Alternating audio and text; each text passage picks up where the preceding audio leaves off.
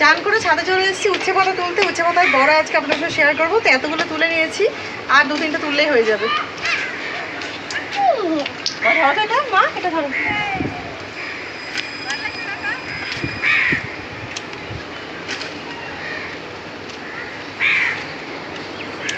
ব্যাস এই কটা তুলবো, হয়ে যাবে। আর এগুলো তো পুরো পেকে গেছে, এগুলো তোলার নেই, এগুলো কয়েকটা পাতা না। থাক, তো এই কটা তো অনেকগুলো হয়ে যাবে, জন্য আর তুলছি না। তো বন্ধুরা, ছাদ থেকে টাটকা উচ্ছে পাতা তুলে ধুয়ে পরিষ্কার করে নিয়েছি, আর জলটাও ঝরিয়ে নিয়েছি। ডাল ভাতের সাথে এরকম গরম গরম মচমচে উচ্ছে পাতার বড়া খেতে এতটাই ভালো লাগে আমার বন্ধুরা, যে আমি সানডেতেও বানিয়েছিলাম আর আজকেও বানালাম। আজকে ওয়েডনেসডে, মাত্র 2 দিন পরে আবার বানিয়েছি। এটা আমার খুবই ভীষণ প্রিয় একটা জিনিস বন্ধুরা।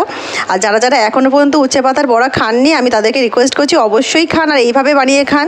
অসাধারণ লাগে খেতে, গরম গরম খেতে তো দারুণ লাগে। এই কারণে ভাবলাম আজকে উচ্ছে পাতার বড়া রেসিপিটি আপনাদের সঙ্গে শেয়ার করি। রেসিপিটি কিন্তু দারুণ হতে চলেছে বন্ধুরা, সঙ্গে থাকুন, রেসিপিটি দেখতে থাকুন। আর রেসিপিটি যদি আপনাদের ভালো লেগে থাকে অবশ্যই আমার চ্যানেলটিকে লাইক, শেয়ার, সাবস্ক্রাইব করে আমার সঙ্গে থাকার অনুরোধ করছি সকলকেই।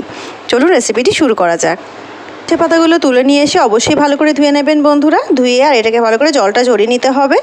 আমি পরিষ্কার করে ধুয়ে জল ঝরিয়ে রেখেছি। এবার একটা ব্যাটার বানাতে হবে বড়া বানানোর জন্য। তো আমি এখানে নিয়ে নিয়েছি বেসন, আর বেসনটা কিন্তু সবসময় ভালো কোয়ালিটি নেবেন বন্ধুরা। তো আমি এখানে দিয়ে দিচ্ছি একটু এর মধ্যে খাবার সোডা, অল্প একটু দিয়ে দিচ্ছি হলুদ গুঁড়ো, স্বাদ মতো লবণ দিলাম, দিয়ে দিচ্ছি অল্প একটু গোটা জিরে। আপনারা চাইলে কিন্তু জোয়ানও দিতে পারেন, জোয়ান শেষ হয়ে গেছে বলে আমি জিরে দিচ্ছি, তবে জিরে দিলেও কিন্তু বেশ ভালো লাগে খেতে যখন মুখে পড়ে জিরেটা। আদা রসুনের পেস্ট দিয়ে দিলাম, আর দিয়ে দিলাম কাঁচা লঙ্কার পেস্ট। আপনারা চাইলে কাঁচা লঙ্কা কুচিও ব্যবহার করতে পারেন। তো এখানে দিয়ে দিলাম পরিমাণ মতো জল। জলটা কিন্তু একবারে তো অনেক দেবেন না বন্ধুরা, যারা প্রথম ব্যাটার বানাচ্ছেন অনেকেই হয়তো ব্যাটারটা বানাতে ঠিকমতো পারবেন না, সেই জন্য অল্প অল্প জল দিয়ে ব্যাটারটা বানাবেন। আর ব্যাটারটা না বেশি পাতলা হবে আর না বেশি ঘন হবে। আমি ঠিক যেরকম ব্যাটার দেখাচ্ছি সেই রকম করেই ব্যাটার বানাবেন, তাহলে কিন্তু পারফেক্ট একটা ব্যাটার হবে। তো সবসময় যখনই কোনো পাকোড়া ভাজবেন তখন কিন্তু এই টাইপেরই ব্যাটার বানাতে হবে। তো আমি দেখিয়ে দিচ্ছি কেমন টাইপের ব্যাটার বানাতে হবে।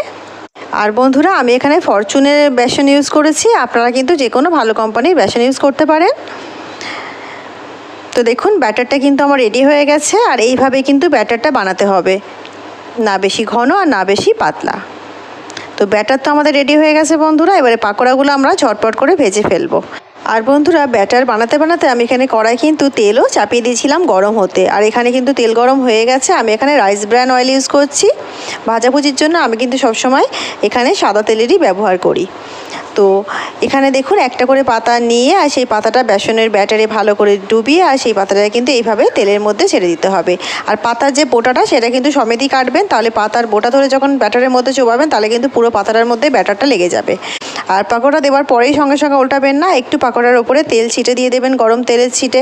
তাহলে কিন্তু পাকোড়াটা উল্টাবার সময় যখন উল্টাবেন তখন কিন্তু কড়ার মধ্যে লেগে যাবে না। তো এইভাবে কিন্তু উল্টে পাল্টে পাকোড়াটাকে সুন্দর করে আমরা ভেজে নেব। আর এটা ভাজতে কিন্তু খুবই কম সময় লাগে, একেবারেই বেশি সময় লাগে না, খুবই ঝটপট হয়ে যায়। মানে আপনারা ভাত খাবার জাস্ট আগেই এটাকে ভাজা করে নেবেন আর সঙ্গে সঙ্গে এটাকে খাবেন, তাহলে কিন্তু এই স্বাদটা অপূর্ব লাগবে, একেবারে মচমচ করবে। আর এখানে একটা টিপস আছে। তো বন্ধুরা, পাকোড়াটা যখন আপনারা ভাজবেন আপনারা কিন্তু একটা করে উচ্ছে পাতা নিয়ে সেটাকেই ব্যাটারে দিয়ে সেটাকে ভাজা করবেন, যেমন আমি ভাজা করলাম। একসঙ্গে কিন্তু 2-3টে পাতা দিতে যাবেন না, তাহলে কিন্তু ব্যাটারটা ভালোভাবে ভেতরে যাবে না পাতার, আর তিতকুটে ভাব লাগবে, ভালো লাগবে না, একেবারে টেস্টি হবে না। একেবারে মচমচে আর সুন্দর পারফেক্ট উচ্ছে পাতার বড়া বানাতে গেলে কিন্তু আপনাদের এইভাবেই বানাতে হবে। একটা করে উচ্ছে পাতা নেবেন এবং সেটা ব্যাটারে চুবিয়ে এইভাবে ছেড়ে দেবেন, যেমনভাবে আমি বানাচ্ছি ঠিক সেইভাবেই। তবে কিন্তু পারফেক্ট একদম একটা উচ্ছে পাতার বড়ার যে আসল স্বাদ সেটা কিন্তু পাবেন। তো এটা একটা দরকারি টিপস, আশা করি আপনাদের ভালো লাগবে।